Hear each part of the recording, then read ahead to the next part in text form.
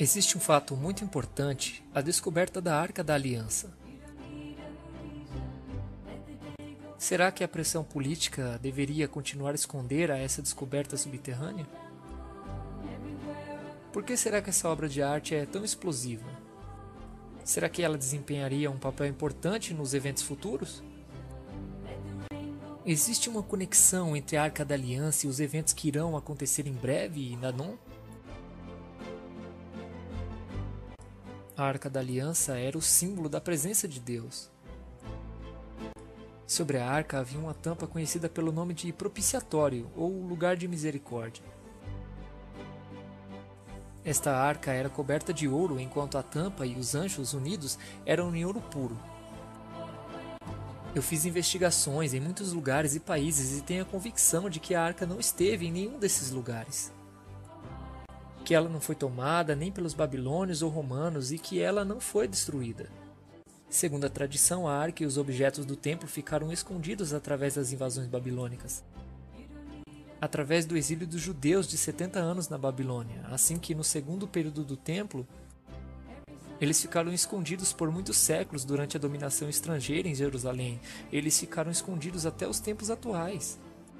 Dentre aqueles que desejavam encontrar a arca estava Adolf Hitler.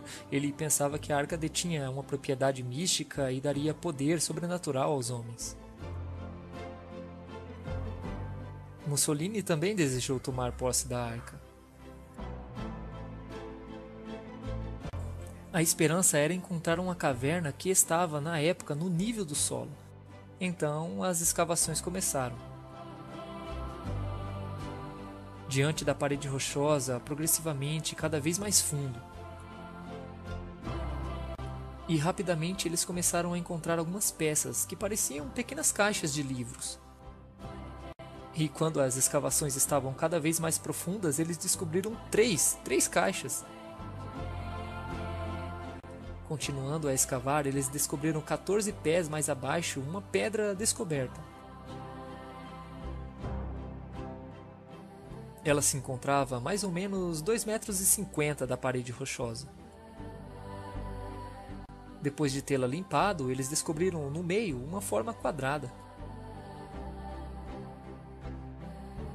Parecia uma cavilha, como uma presa, feita de pedra. Após examinar, foi comprovado que havia tipo 2 pequenas peças com as quais poderíamos retirar a cavilha. Sob esta presa, nós descobrimos um lugar para colocar um poste de uma profundidade de 50 centímetros. Uma profundidade de 23 polegadas e meia da rocha. Quer dizer, um buraco quadrado com uma cavilha selando por baixo. Nós temos posse desta cavilha. Haviam vários objetos nesta câmara. Eles estavam cobertos com peles de animais pretos.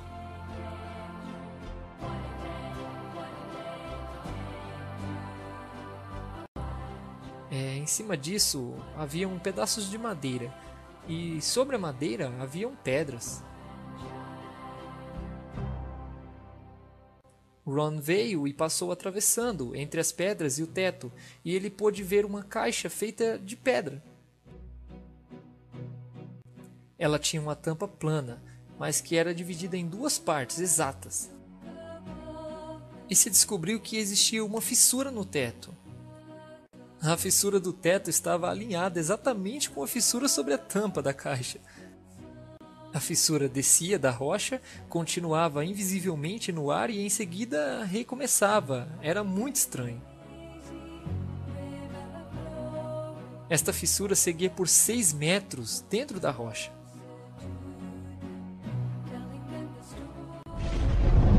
A terra tremeu e as rochas se partiram.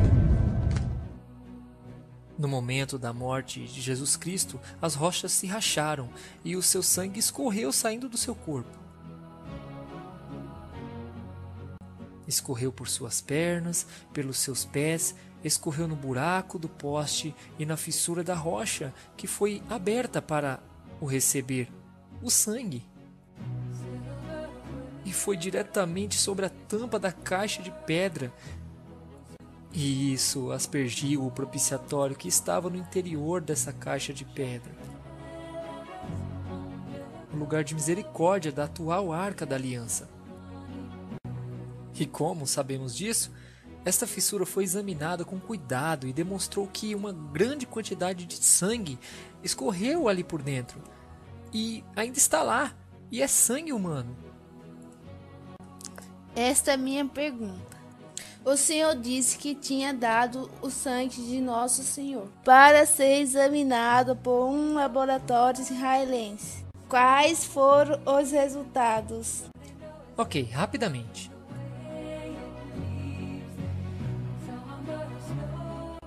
Sangue seco é sangue morto. Todo mundo sabe disso. Eles fazem testes em sangue de faraós e múmias.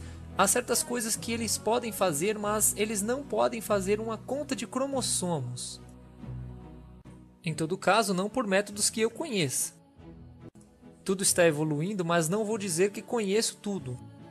No entanto, em meu conhecimento, é impossível saber o número de cromossomas vindo de um sangue seco. Podemos retirar o DNA, mas não os cromossomos. Isto conserva os glóbulos brancos. Primeiramente, nesta análise, eu peguei o sangue e o levei num laboratório em Israel. Eu me informei com um dos meus colegas onde podia encontrar um bom laboratório, digno de confiança. Ele me disse que lá era bom. Então eu disse, ok. Eu disse, peguem este sangue, por favor, analisem e me digam o que vocês poderiam tirar disso. Eles me disseram, nós vamos reconstituí-lo, vamos colocá-lo em temperatura ambiente durante 72 horas, vamos colocá-lo numa leve centrifugadora. Eu disse, tudo bem, isso é com vocês, mas eu quero estar aqui quando forem analisá-lo, ok? Então eu voltei lá e eles analisaram e eles me disseram, bom, é sangue humano, isso podemos dizer com certeza. Eles fizeram os testes apropriados e então eu disse a eles, peguem um pouco de células brancas para uma análise e guardem-no a uma temperatura do corpo por 48 horas. Eles me disseram, isso não vai dar em nada, pois é sangue morto. Eu disse a eles, por favor, será que podem fazer isto mesmo assim? Eles disseram, ok, nós faremos. Eu disse, eu quero estar aqui quando vocês o retirarem e quando forem examinar. Então eu voltei, eles o retiraram, o examinaram, eles colocaram no microscópio e um técnico chamou o outro. Eles chamaram o patrão deles, eles falavam em hebraico juntos, eles olharam para mim e me disseram, Senhor White, este sangue contém somente 24 cromossomas. O senhor sabia que cada um dentre nós tem 46? 23 da mãe, 23 do pai, 22 autossoma da mãe, 22 autossoma do pai. Nós temos um X de nossa mãe e podemos ter um X ou um Y de nosso pai. Este sangue tinha 23 cromossomas da parte de sua mãe e somente um cromossoma Y. O senhor sabe, uma criança não poderia se desenvolver se não houvesse os autossomas de sua mãe. Então todas essas características físicas foram determinadas da parte de sua mãe, os autossomas dela. Seu lado masculino foi determinado por esse Y, que veio de uma origem que não é normal de um homem. Em seguida eles me disseram, este sangue está vivo. E eles me perguntaram, de quem é este sangue?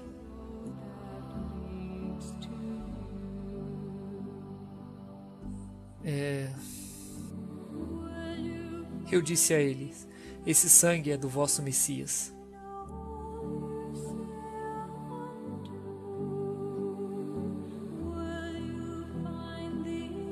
E eu digo a vocês que a vida desses homens mudou.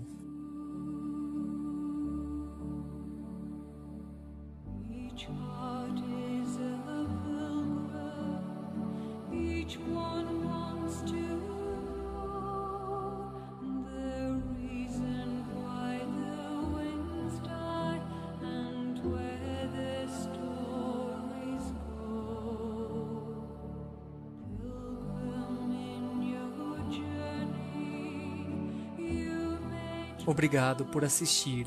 Deus abençoe. Leviticus 17:14 informs us that the life of all flesh is the blood thereof. Once again, scientists are finding out that the truths of Scripture are far more literal than they ever imagined. Tiny particles have been discovered in blood that are seemingly indestructible. These tiny particles are less than 1/10 of a micron in size, and while they cannot be seen using standard medical microscopes, new methods of microscopy have been developed which makes it possible to see them in their living state. The French scientist Gaston Naessens designed special microscope components that would allow him to see these particles, which he entitled somatids, meaning the body that creates. Through experimentation, Professor Naessens found that these somatids contain genetic material yet to be fully understood by the scientific community. They are polymorphic in nature, growing from stage to stage, and are unaffected by high temperatures, extremely toxic chemicals, or even nuclear radiation. Professor Naessens believes these somatids to be subcellular living and reproducing entities, the precursor of DNA, and that they may be the building blocks of life. About 6 years ago, I learned about these particles as a result of some research that I was conducting, which was totally non-related to archaeology. At that time, I was using a standard medical microscope, and while I could not see these particles, I knew they had to be there. I began to develop my own microscope patterned after the design of Professor Naessens. What you see behind me is that microscope in its latest stage of development. The microscope employs an extremely bright xenon or mercury light source, which can be combined with tungsten light. The light is directed across the microscopic specimen rather than on or through it in what is known as a dark field configuration. The light reflecting off the object is transmitted through the microscope and is magnified over 1,000 times. The image is then captured by a sensitive CCD camera and transmitted to a monitor for viewing at screen magnifications of up to 30,000x. Under these conditions, the tiny living particles can plainly be seen against a dark background. In 1996, my family and I made a trip to Nashville to visit the Wyatts. I brought along the microscope, which at that time was somewhat portable in its early stage of development, and set it up in the basement of the Wyatts' house. One evening, Mary Nell Wyatt asked me to take a look at some material from a burial cave to see if these tiny particles were present. Without my knowledge, one of the samples was actually the blood sample that Ron had taken from the Ark of the Covenant dig. The sample was placed under the microscope, and as the specimen began to focus, thousands of tiny particles, somatids if you will, became plainly visible. At that time, Mary Nell, who was standing behind me, began to weep. As I turned around and saw the expression on her face, I realized immediately that the sample we were looking at was actually the sample that Ron had found to be the blood of Christ. Okay, Mary Nell's going to take the sample and mix it with sterile water.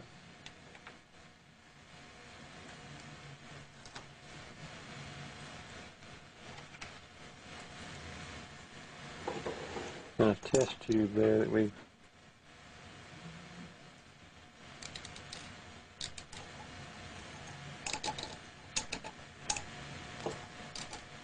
that'll be enough.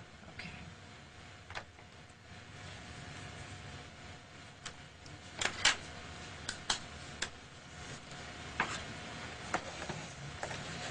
And she's going to take some sterile water and a little bit, just some drops, all we need, Mary Nell.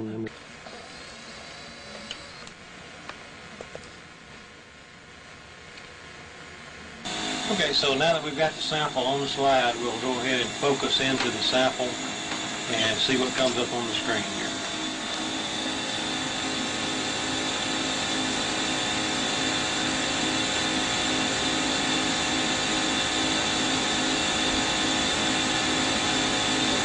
And there they are, thousands of living particles, less than 1/4 of a micron in size. The spores are maybe a 1/2 micron, and but most of those little particles that you're looking at is 17,000 x magnified on the screen 17,000 times. You know, in the Bible it tells us that the life is in the blood, and there's little living particles that most people are unaware that are there.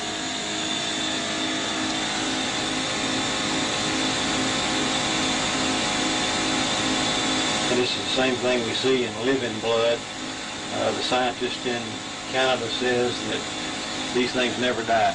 The blood may dry up, but these things, he says, they're indestructible, and he says they are the basis of life.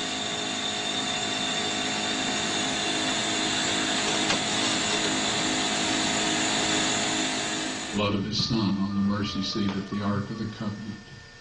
Now the mechanics of that, how it happened, is in Matthew chapter 27, verses 50 through 53. It says, when he had cried again, he died. The veil of the temple was rent in twain from top to bottom. Then the earth shook and the rocks were rent and the graves were opened. When the rocks rent, the cliff behind where Christ was being crucified split all the way down, right past the left side of the cross hole and down into the chamber where God had hidden the Ark of the Covenant some 600 years before. And when the centurions pierced Christ's spleen and probably the left ventricle of the heart, depending on how deep the thrust went, the blood and the platelets and serum gushed out and went down through that crack onto the Ark of the Covenant, 20 feet below, and fulfilled, ratified, if you please, the old and the new covenant. And at that moment, you and I were bought with a price, as was everyone else on this planet, if they will only take advantage of what was done for them. What Christ did was enough to redeem every man, woman, and child that has ever been born on planet Earth. The tragedy is that so few avail themselves of that wonderful gift.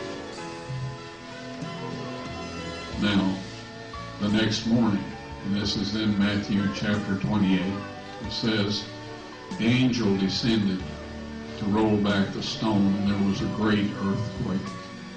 I believe that God closed the crack at that point in time because there's no evidence of any surface water, rain, or dirt, dust, anything else having fallen through that crack other than just the blood of Jesus.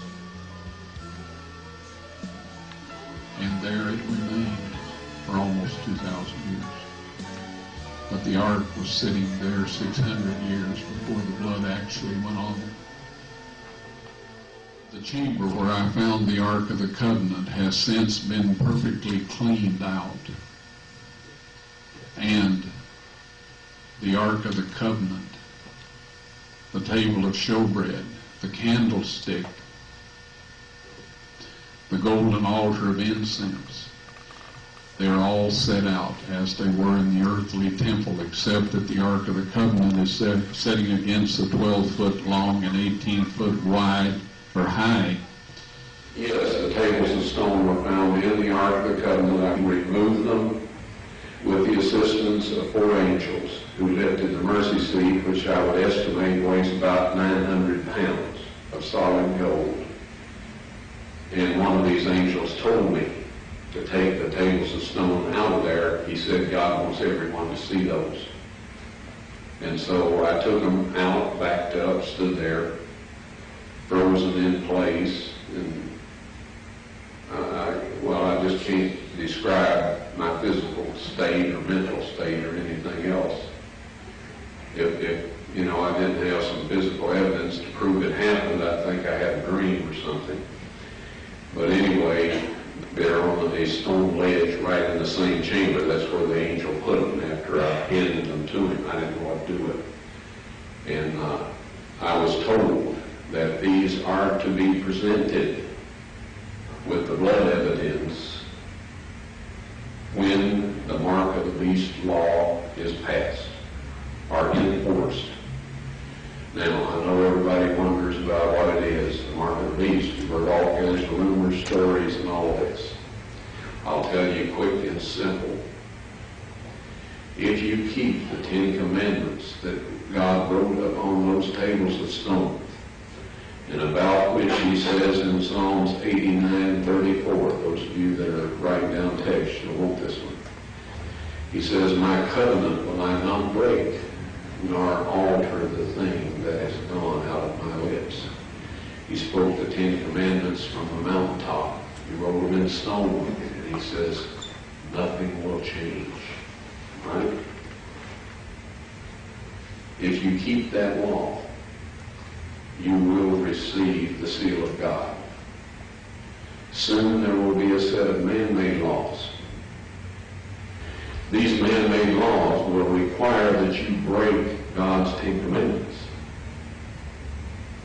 Christ said of the Pharisees, for it is in vain that they do worship me, teaching for doctrines the commandments of men.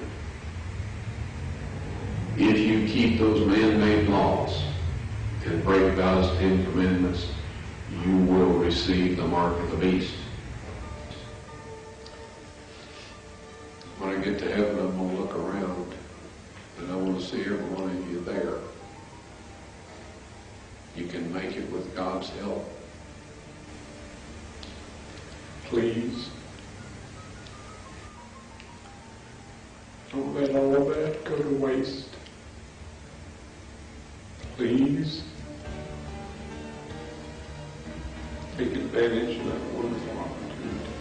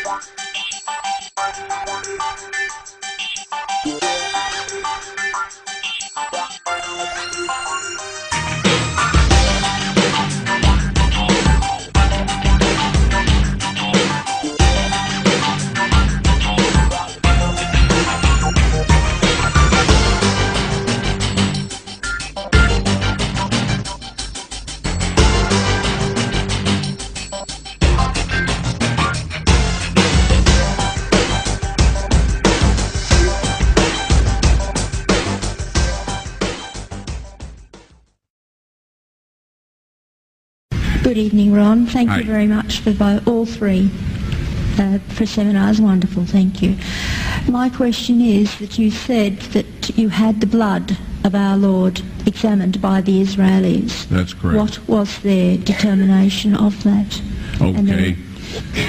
Now, we won't be able to take second questions. I'm sorry if you're on your second one, please just step out. I love you, but we're running out of time. Real quickly, okay, dried blood is dead blood. Everybody knows that, all right? They can test the blood of the pharaohs, the mummies of the pharaohs, all right? There's certain things they can do.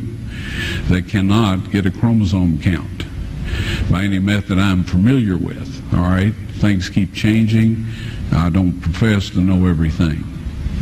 However, there's no way I know that you can get a chromosome count out of dead blood. You can get a DNA and some other things, but not a chromosome count, all right? That's done by living white blood cells. Now then, first of all, in this analysis, I took the blood into a laboratory in Israel. I asked one of the people I work with in antiquities, where is a good laboratory that does reliable work? And they said, such and such, such and such. I took it. I just said, please examine this blood and tell me what you can tell me about it. All right? They said, well, look, we're going to reconstitute it. We're going to put it in normal saline and keep it at body temperature for 72 hours with gentle swirling. All right, that's their business. That's great. I said, now I want to be there when you check it out. They said, fine. So I was back. They checked it out. I said, now they said it's human blood. We can tell that. They did whatever tests they need to do. And then I said, take some of the white blood cells and put them in a growth medium and keep them at body temperature for 48 hours. And they said, well, that'll do no good because it's dead blood. I said, would you please do that for me? And they said, okay, we'll do it. So anyway, I said, I want to be there when you take it out and examine it. So I was back there. They took it out, examined it under a microscope, and the one technician called the other one over there, and then they called the boss over there, and they were talking Hebrew a mile a minute there for a little bit, and they looked at me and they said, Mr. Wyatt, this human blood only has 24 chromosomes in it. Everybody else has 46. You see, 23 from your mother, 23 from your father, 22 autosomes from your mother, 22 autosomes from your father. You get an X from your mother, you may get an X or a Y from your father, all right? This blood had 23 chromosomes from the mother's side, one Y chromosome only. You see, the child could not have developed if they hadn't had the autosomes from the mother. So all of his physical characteristics were determined by his mother's side of the family, her autosomes. His maleness was determined by this one Y that came from a source, not a human male. Then they said, this blood is alive. And then they said, whose blood is this?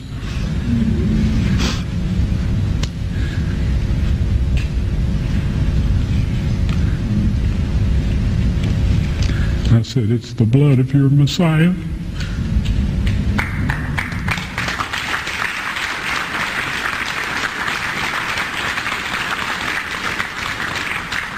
And I assure you, those men's lives have changed. You're welcome. These things are too important for me to ask other people just to accept my word on. As far as is humanly possible, we like to show everybody everything. Until this time, we've been unable to show this blood and its analysis.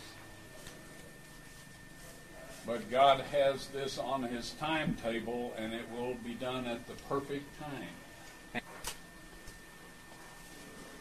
Here, as God's last message is being given to the inhabitants of the earth, there are real angels, not just scratched pictures in stones, that are taking a very active part in doing this. When I found the Ark of the Covenant in that chamber, all of the furnishings had been covered by a layer of animal skins, on top of that a layer of wooden boards, and on top of that enough stones to fill the rest of the chamber up to near the roof. After I had been in there 3 times, the 4th time I came in, there were 4 young men standing in there that if I had met them on the street, I would have seen no difference between them and anybody else.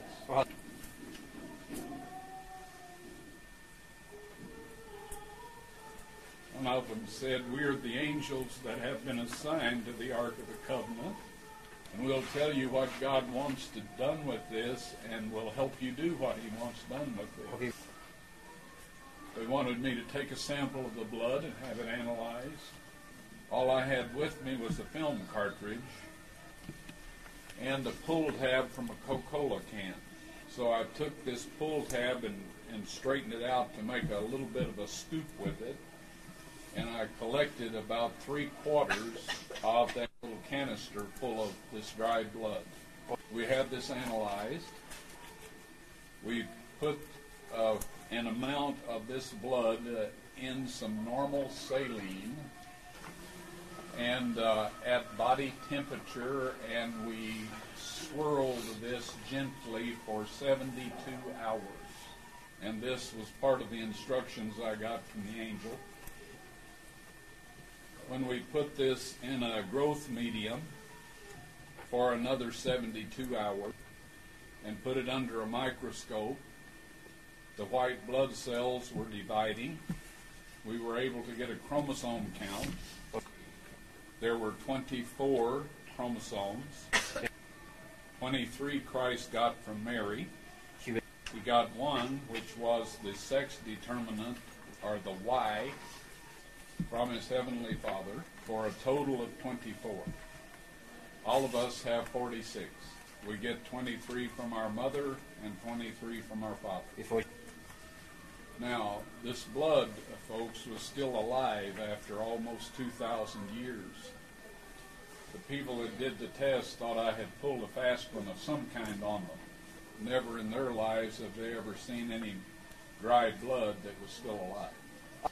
There's a scripture text talking about Christ. It's in Psalms. It says, "You will not leave my soul in hell, and neither will you let my body see corruption." So after almost 2,000 years, Christ's blood was very much alive, and still is. So the blood, the water, the Spirit, the blood, and the water are bearing witness in the earth. And in 1 Timothy chapter 2, verse 6, it says, "There is one God, between God and man,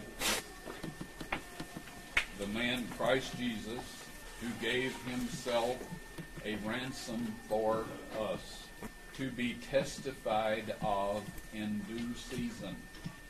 Now, I don't know if Paul knew what he was saying when he was inspired to write that or not. I don't know if Timothy understood that when he read it. I understood the first part, but I did not really understand the part about being testified. Now, testified means testimony or evidence. Okay, you see the connection. In other words, what it said there is when God is ready, the proof will be given. And you and I are living in that time. Now, there are people that do not accept that I have found this. And I am quite aware that if the blood of Jesus on the mercy seat doesn't reach out and get them where they live, we have not presented enough physical evidence to convince anybody.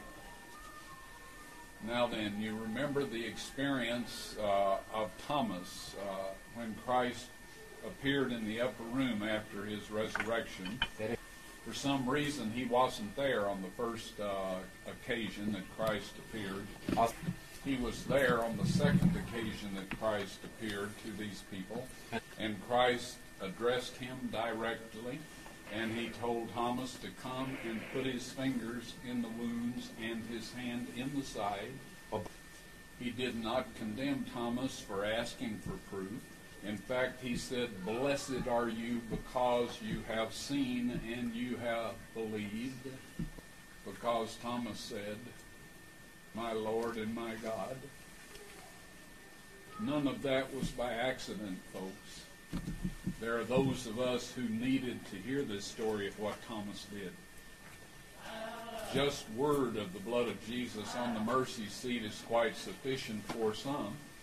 But God had us do the analysis, and he will have us show all of this on video at the proper time, just like he allowed Thomas to make certain it was him. Christ said of Thomas, "Blessed are you because seeing you have believed. More blessed are they who will believe who have not seen." Yep. That, of course, is referring to all of us until we get to actually see the blood of Jesus on the mercy seat. Satan is desperate to steal this wonderful truth from all of us. We have people who respond to the voice of Satan who are saying many things against this. But of all of the people that are sharing this now, God is preparing a large number of people so that when we can present this and everybody can see it, there will be a large number of people that God can send these people to help them find out what the truth is and what changes they must make in their lives in order to comply with the requirements of God. Now the Bible says, God says, my word will not return unto me void, but it will accomplish the thing whereunto it was sent. The same thing is true of his archaeological treasures and his blood, his son's blood on the mercy seat. It will accomplish the purpose for which it was sent. None of you are here by accident today. God has brought you here because he wants to use you to bear witness of these things. He has provided quite enough physical evidence for a great deal of very convincing presentation of truth, and he will provide enough information for those who have responded to this so that they might have a knowledge of the sacrifice of Jesus, the blood on the mercy seat, and the fact that we have been redeemed by the blood of the Son of God. The Bible says, walk in the light while you have the light, lest darkness overtake you. So if we respond to the light that God gives us step by step, he will provide enough to get us into the kingdom with our families and loved ones and others that he can use us to bear a saving witness to. So let's say a little prayer and move along. There's some other people that want to see this place. Dear Heavenly Father, we thank you that you love us. We thank you for your precious Son and our precious Savior, Jesus. We desire more than our next breath or heartbeat to have you come into our lives and to accomplish your will and purpose in and through us. Please help us to learn, remember, and share with others in a humble, caring manner everything that you want us to know and be able to share. And please don't let anyone be lost, that you can use us in any way to help them come to you and be saved. In Jesus' name and by his blood we pray. Amen. I mean, it was horrible. This thing had been filled with garbage. We found 2 dead cats in there. I've got a picture, a moving picture of a cat that came up to where we were working, and it stood there and looked at us for a bit, and then it just turned and walked off like, you know, what are you idiots doing there? But anyway, in January 6, 1982, at 2 o'clock in the afternoon, I found the Ark of the Covenant. Right? You would not believe the amount of stone and dirt and everything we had moved. God kept our interest up by thinking that just any minute we'd find it. You know, for all of that time. Usually the carrot doesn't work for that long a period of time. I think you know about holding a carrot in front of something so to get it to move. So anyway, we found it. Now, I hadn't thought anything about the crucifixion site. Like everyone else, I thought it was up by that Muslim graveyard on top of that cliff. And in fact, I went up there looking one day for it, and a couple of Muslims kind of helped me off of the out of the place. My feet touched the ground about every 10 feet. But anyway, I didn't see any evidence up there. But as we dug down the face of that cliff, we found those 3 cutouts. Now, folks, there was only one crucifixion site in Jerusalem, and that is it. Not only that, the place where they crucified people was the same place where they stoned people, right? There's a very strong tradition, in fact, there's a big church built up there, where they supposedly stoned Stephen. You remember the story in the Bible? And he said, I beheld heaven, he says, I beheld heaven open, and I saw the Son of Man, or Jesus, sitting at the right hand of God. And there's a special, this is a special place up there. There's a book by that title for sale in there. And I suggest you get it. It's a very good book. So anyway, when I found the cutouts, we were digging along the cliff face, but the dirt out here was beginning to threaten to fall in on us and bury us. So I went to the left, dug a shaft straight down, and you know where that little bench, that curved bench is sitting out there in that pillar? By the way, those are pagan symbols. What they're doing in there in a Christian place is amazing. But it's a symbol of sun worship, and the pillar is a phallic symbol, fertility symbol. They're not right over the Ark of the Covenant, but I'm surprised they are even that close. So as we tunneled along at the quarry floor, at the base of the wall, I found the cross hole. And I worked around and found some more cross holes 4 feet lower on the real quarry floor. I thought this was the quarry floor, but actually it was a kind of a bench-like thing where they hadn't taken the last set of blocks out as they quarried their way down. And so anyway, I prayed, Lord, where shall I go now? Now, we had found the crucifixion place, and I was quite excited about that. But we were looking for the Ark of the Covenant. And if I had had my way, I would have found the Ark of the Covenant, and I would not have found the crucifixion site, because I wasn't looking for it. As always, God had more in mind than I had in mind. As more than any of us humans, he says that he will give us more than we can ask or think. And I found that to be very true, and of course you will find that to be very true too, and some of you already have, those that are sharing things with other people. Because today God is taking a strong hand in finishing his work. Anyway, I was impressed to break right through the cliff. Not this cliff, but one that looked every bit as solid. Right? Well, I'm dumb, but I didn't think I was that dumb. Okay. So anyway, I kept looking around for a place to get in that cliff. I knew there were caves in there because honeybees were coming out of cracks and flying in. So they had their nests in there. So anyway, my youngest son, he says, Dad, have you prayed about this? And I said, yes. You know, I should have prayed with my sons. We look back and we see mistakes we've made.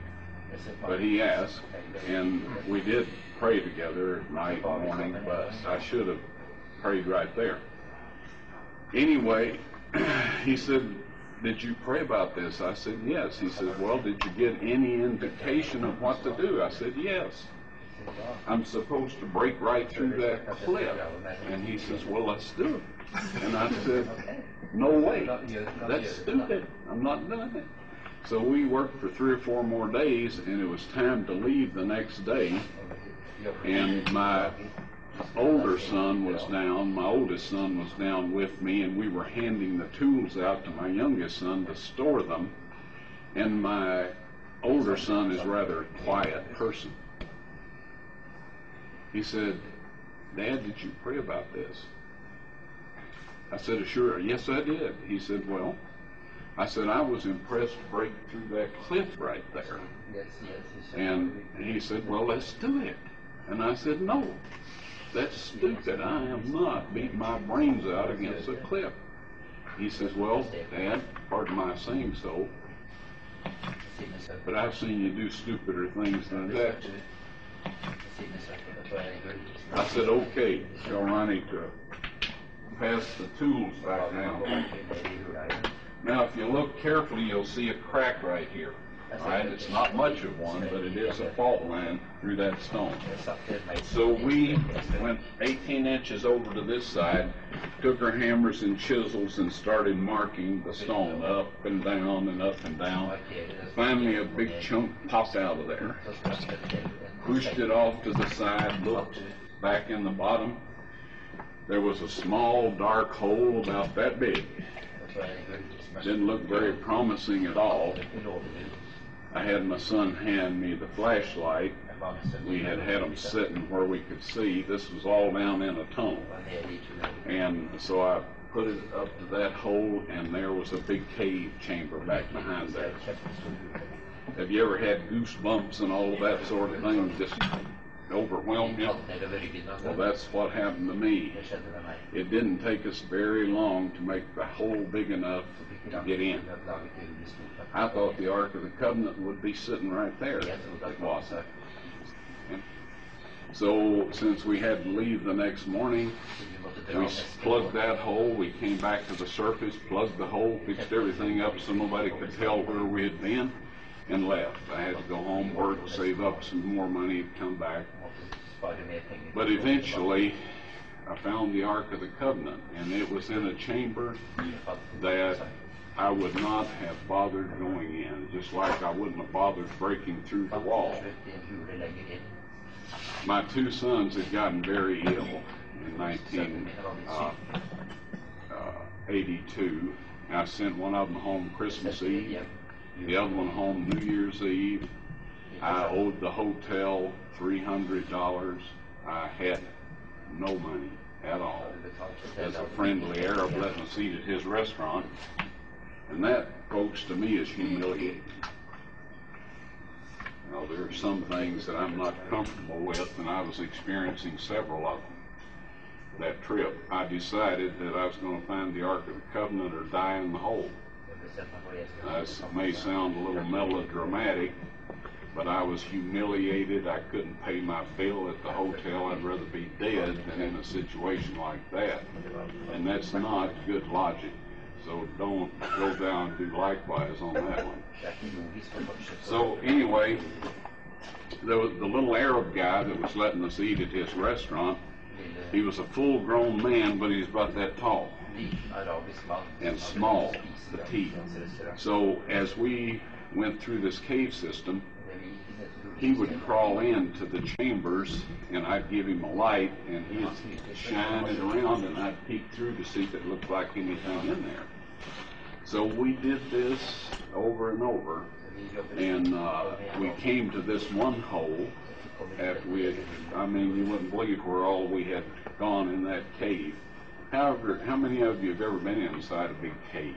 The tunnels and chambers and all. Hey, you know what I'm saying? We had just been all over the place, up and down, different levels, and at this point in time we had gone about 45 feet down and then back up, and here this hole was in the wall, about that big around, and there was a stalactite hanging right down the middle of it. It's the only stalactite I had seen in the cave that wasn't just little ones. This was a big one, and I have it in my collection of things. So I broke it off, made the hole big enough for him to get in, and he was crawling in there, and I started to hand him the light so he could do what we had been doing, you know, several days. He came tearing out of there. His eyes were big as human eyes can get, and he said, "What's in there? What's in there? I'm not going back in there." And I said, "Well, what did you see?" He said, "I didn't see anything." And I thought, well, okay. Now, he had been in tighter places than that and had not responded that way. So I got this little beam of light, you know, in a very dark place here. And I thought, that is divine terror. You know, that's supernatural terror. So I figured there's got to, that is either where the Ark of the Covenant is, or it's the way to get to it, one or the other. And God doesn't want this fella to know where it is. So anyway, he said, he just said, I must get out of here. So off he went. So I made the hole big enough for me to get in. I got in there, and folks, it was full of rocks, bigger than these here, up to within 18 inches or so of the ceiling. If this young man hadn't been terrorized and come scooting out of there like he did, I would not have gone in that place. Who needs rocks? You'd be moving thousands of them for 3 years. So anyway, I crawled in there with a flashlight, and I crawled around on top of the rocks, and I shined the light down between the cracks in the rock, and there a flat gold thing reflected back at me. So I moved over and shined down through another. There was 2 reflections, one here, one there, and one over here. So I knew it was a flat gold top. And I thought, the Ark of the Covenant. I forgot about the cherubims, you know, sitting on top. They'd have been poking up through if that was the top of the mercy seat. But anyway, I started moving these rocks, and I stuck them everywhere I could. By the time I got down to that gold surface, I had them behind my shoulders, leaning back against them, and it was the table of showbread. Well, hey, that's not a bad find, huh? But anyway, I was looking for the Ark of the Covenant, and it was only then that I took time to carefully examine the rest of the chamber. See, I had just crawled in, took a quick look, and started checking down under the rocks. So as I moved the flashlight along the wall, I saw a stone box sitting against the wall about this low, this much space between it and the ceiling. The lid was broke, slid around, and right above it was a crack with dark brown looking material at the bottom on the bottom of this crack. And I was able to see the top of the lid of the box. On both sides of the broken pieces was more of this brown stuff.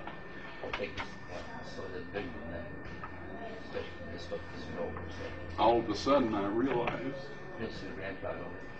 I was sitting in front of the Ark of the Covenant,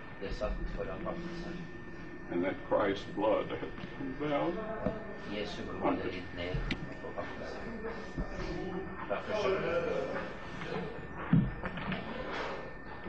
I had never heard anybody preach anything about that sort of possibility. Never. And it was too much for me.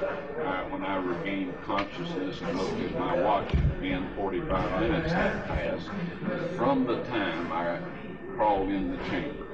Because I figured I'd find the Ark of the Covenant in there, I wanted to know what time it was. So anyway, it was 2 o'clock when I entered the chamber. And after I regained consciousness, it was 2:45. I couldn't see down in there, but I knew what it was. Later, Ron Wyatt would confirm that this was the Ark of the Covenant, and that the blood on the mercy seat was from someone who had only one human parent. There were no paternal chromosomes except for one Y chromosome.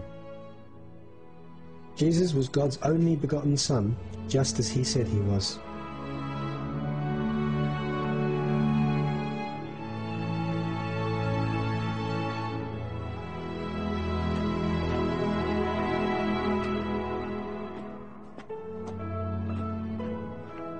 The Bible prophesied that Christ's blood would be sprinkled on the mercy seat of the Ark of the Covenant, but as it was to be kept secret until our time, it was partially, but not totally, hidden in symbols. Matthew recorded an earthquake at the cross, which formed a crack in the ground below it. John tells us that when the Roman soldier pierced the side of Christ, blood and water ran out. The blood and water apparently ran down the earthquake crack. The prophet Isaiah wrote that Jesus, when he was bruised and broken, would sprinkle many nations. Jesus himself said, when he initiated the communion service, that he would enter into a covenant with all people through his blood, the blood of the covenant. The blood would confirm this covenant. When Jesus became the sacrifice, he sprinkled his blood himself, and thus fulfilled the role of the high priest. He then became both high priest and victim. Paul told us that Jesus confirmed the covenant in the same way as Moses confirmed the old covenant with the Israelites. In Exodus, we can read how the first covenant was confirmed. In his letter to the Hebrews, Paul writes how Jesus confirmed the everlasting covenant in the same way that Moses confirmed the covenant between the people and God. Whereupon neither the First Testament was dedicated without blood, For when Moses had spoken every precept to all the people according to the law, he took the blood of calves and of goats, with water, scarlet wool, and hyssop, and sprinkled both the book and all the people, saying, This is the blood of the testament, which God hath enjoined unto you. He took blood and water, and sprinkled it upon the words of the covenant. This symbolized two things: that these very words, written in the book, are the covenant, and the blood symbolized forgiveness for breaking that covenant, as the blood from the sacrificed animal was always a symbol of Christ. Scarlet wool and hyssop represented the true mission of the sacrificial lamb. In the Bible, we're told that wool symbolizes purity and scarlet symbolizes sin. So just as the wool became scarlet, thus Christ, the innocent Lamb of God, took upon himself our sin. In the scripture, hyssop is a symbol of cleansing. Jesus took our sins to cleanse us. From this ceremony, we know exactly what to expect in the antitype. According to the type, we can expect Jesus to confirm the true covenant by sprinkling his blood and water over what now makes up the covenant, while simultaneously offering himself to cleanse people from their sins. These people he confirmed the covenant with were therefore asked by Christ to keep the very words of that covenant. John reveals to us a secret. He tells us that the blood and water is here on earth as a testimony. And there are three that bear witness in earth: the Spirit, and the water, and the blood. And these three agree in one. If we receive the witness of men, the witness of God is greater. For this is the witness of God, which he hath testified of his Son. The prophet Isaiah is connecting Jesus' death on the cross to a time where he will sprinkle many nations. Isaiah continues on to say that this will one day be revealed and will leave even the world's rulers utterly speechless. Thus he will sprinkle many nations. Kings will shut their mouths on account of him, for what had not been told them they will see, and what they had not heard they will understand.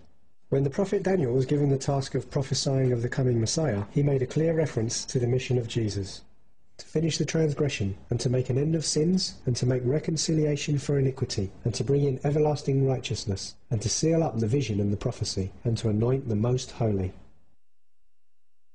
It's also written that when Jesus died, the curtain between the holy place and the most holy place was ripped in two, but the Ark of the Covenant was not there. Jesus, when he had cried again with a loud voice, yielded up the ghost. And behold, the veil of the temple was rent in twain from the top to the bottom, and the earth did quake, and the rocks rent. Right before the Babylonians besieged Jerusalem and destroyed the temple, the ark was hidden. The very Ark of the Covenant, with the testimony of God, or the law, that the people had broken, and that we need atoning for. God knew where Jesus was to suffer and die for humanity, and 600 years before the crucifixion, he hid the ark right under the Golgotha escarpment.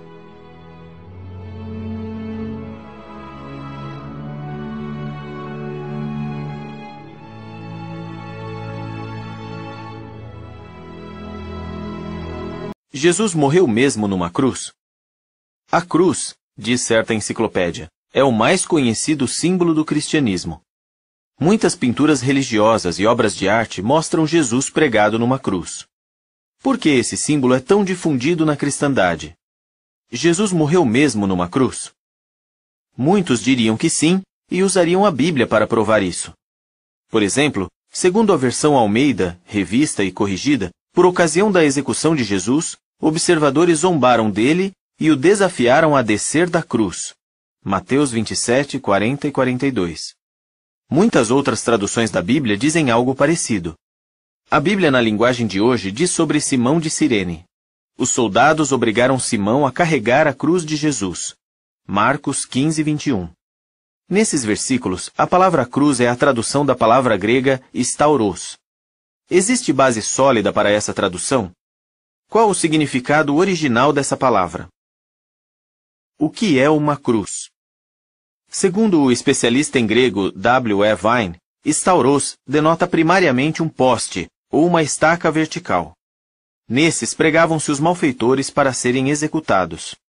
O sentido original, tanto do substantivo como do verbo stauro, prender a uma estaca ou poste, difere do conceito eclesiástico de uma cruz de 2 vigas.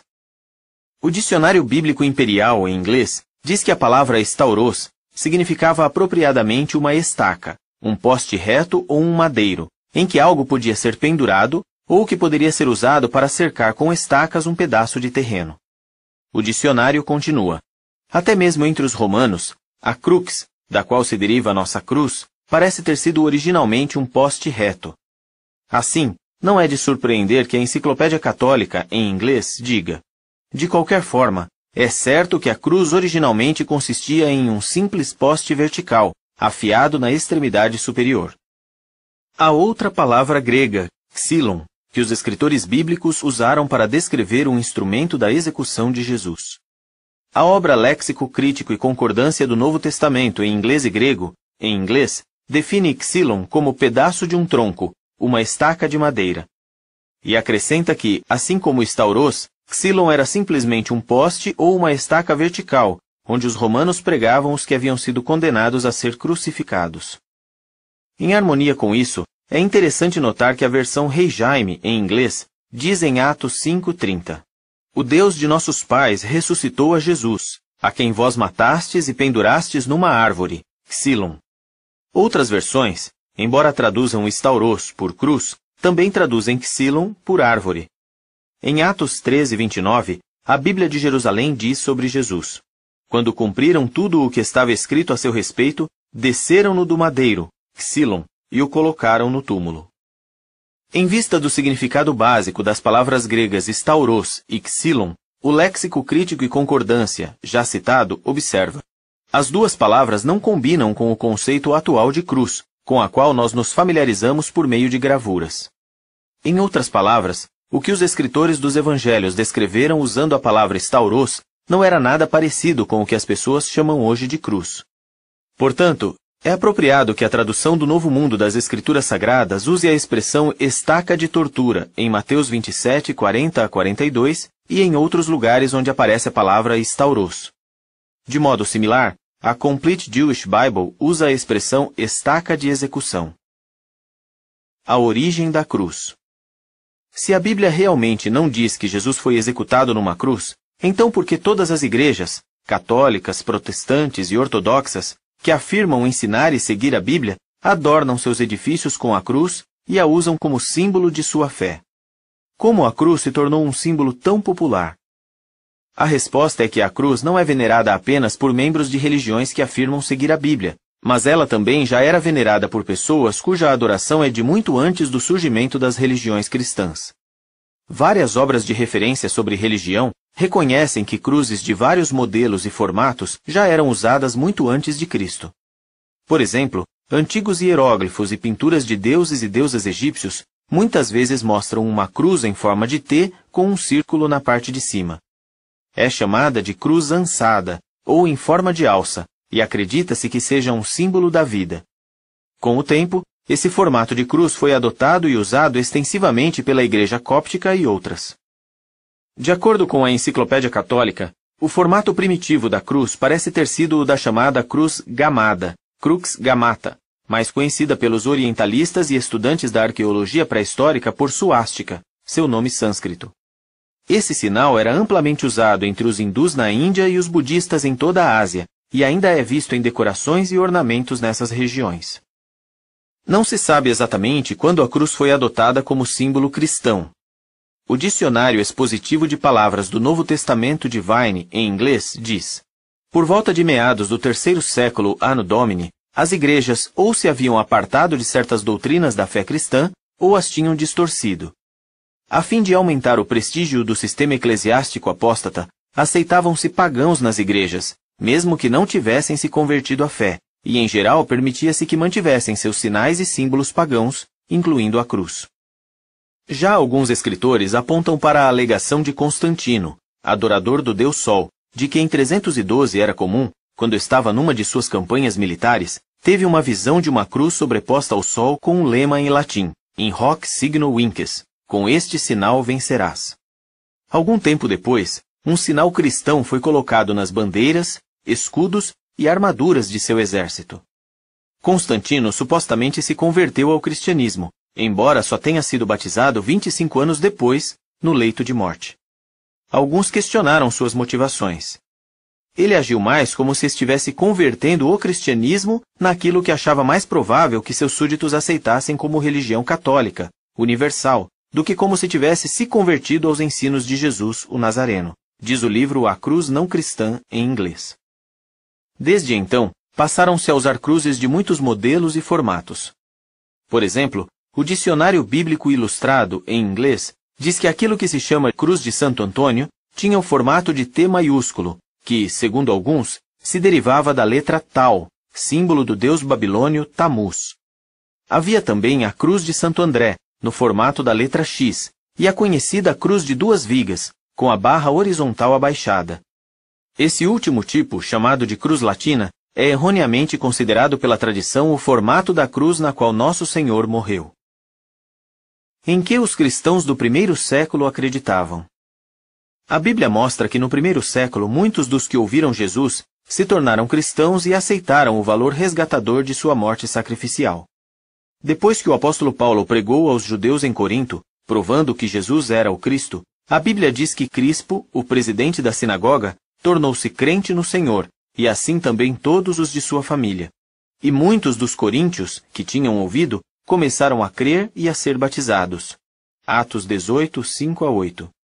Em vez de introduzir alguns símbolos ou imagens na adoração deles, Paulo instruiu seus irmãos cristãos a fugir da idolatria e de qualquer outra prática que tivesse origem na adoração pagã.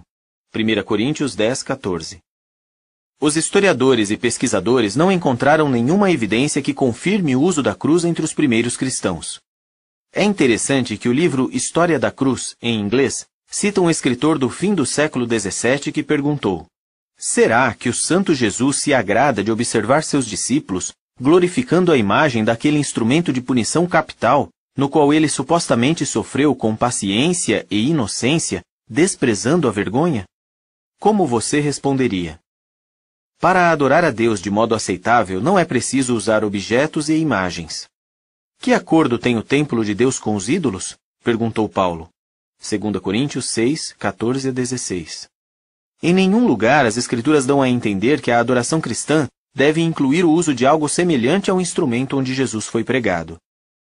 Então, qual é o sinal que identifica os cristãos verdadeiros? É o amor, não a cruz ou qualquer outro símbolo. Jesus disse a seus seguidores o que está registrado em João 13, 34 e 35. Eu vos dou um novo mandamento, que vos ameis uns aos outros. Assim como eu vos amei, que também vos ameis uns aos outros. Por meio disso saberão todos que sois meus discípulos, se tiverdes amor entre vós.